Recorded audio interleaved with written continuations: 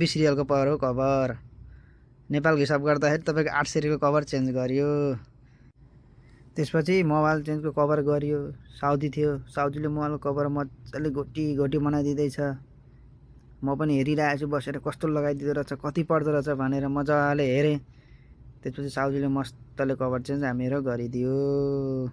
त्यसपछि mobile change गरेँ, यसो मोबाइलको नजर हेरेको, मोबाइलको कलरै बेग्लो भइगयो मोबाइलको कभर चेन्ज गरेपछि।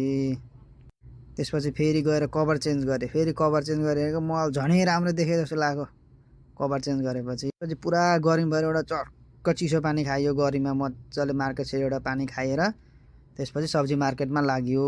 गएर सब्जी यताउति सब्जी हेऱ्यो, यो त्यो। अब सब्जी मजाले देखियो, हेर्नुहोस् सबै सब्जीहरू छ यहाँ। सब्जी मार्केट गएर मजाले सब्जी ल्यायो। टोटल सब्जी 20 रियलको लिएर त्यहाँबाट निस्किने प्लान गरियो। सब्जी लिएर निस्किएँ, सब्जी लिएर निस्केर लाग्यो आएर